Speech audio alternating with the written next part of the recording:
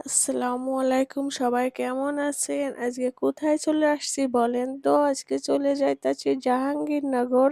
জাহাঙ্গীরনগরে special সে ভর্তা ভাত খাওয়ার জন্য অনেক দিনের শখ আজকে আলহামদুলিল্লাহ পূরণ করার জন্য চলে আসছি। এই জাহাঙ্গীরনগর গেটে এসে দেখি বীর মুক্তিযোদ্ধা আবু সাঈদের ছবি। ওর ছবিটা দেখে বুকটার ভিতরে একটা কামড় দিল, খুবই খারাপ লাগছিল।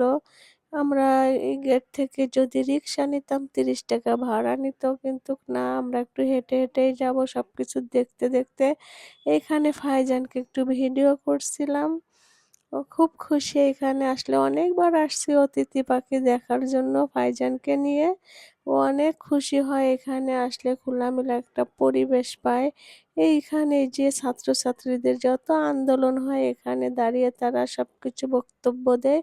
ওদের হয়তোবা এখানে আসলে রক্তটা গরম হয়ে যায়, তার জন্য সবকিছু সফলতা পায়। এখন আমরা ওই দিক থেকে ঘুরে আবারই চলে যাইতাছি সেই বটতলা কাঙ্ক্ষিত ভর্তা ভাত খাওয়ার জন্য।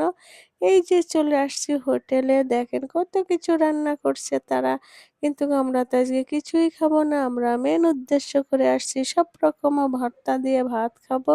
তার জন্য আমরা শুধু ভর্তাটাই অর্ডার দিয়েছিলাম। হোটেলের পরিবেশটা তেমন একটা ভালো না, দেখি খাবারটা কেমন। আমরা অপেক্ষা করছিলাম, আমাদের খাবার চলে আসছে। ২২ পদের ভর্তার নাম বলছিল সে।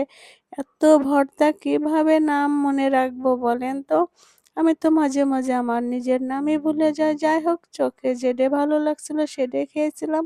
আপনি যেডে যেডে খাবেন সেডের বিল, যেডে রেখে দেবেন সেডের কোনো বিল নাই।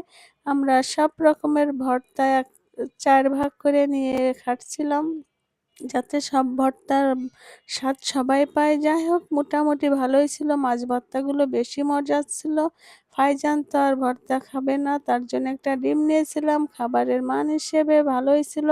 আমরা ৫ পদের ভর্তা রেখে দিয়েছিলাম, এগুলোর বিল দেয়নি। আমাদের মোট বিল হয়েছিল ১৮০ টাকা। যাই হোক, খেয়ে দিয়ে বেরিয়ে পড়লাম। আবার হাঁটতে হাঁটতে চলে আসছি গেটের সামনে। এখানে ছোটখাটো একটা মার্কেটের মতন আছে, প্রান্তিক নাম, ওইখানে একটু চলে যাব। ১, ২, ৩, ৪ হাসিনাতে স্বেচ্ছাচার কি সুন্দর করে মিলায়ে লিখে রাখছে। আসলে ছাত্রছাত্রীদের ব্রেনের কোনো অভাব নেই। ওরা ওই সময় অনেক স্লোগান দিয়েছিল, ভালোই লাগতো। একটা শাপলা, ইস! এটা কি ছেলে না মেয়ে? আরে না, এটা তো মেয়ে। কাছে আসার পরে দেখি ওটা মেয়ে। এই যে আমরা প্রান্তিকে চলে আসছি। এইখানে কিছু দেখাদেখি করে চলে যাইতাছি। এই যে এই ছবিগুলো দেখে এমন খারাপ লাগছিল।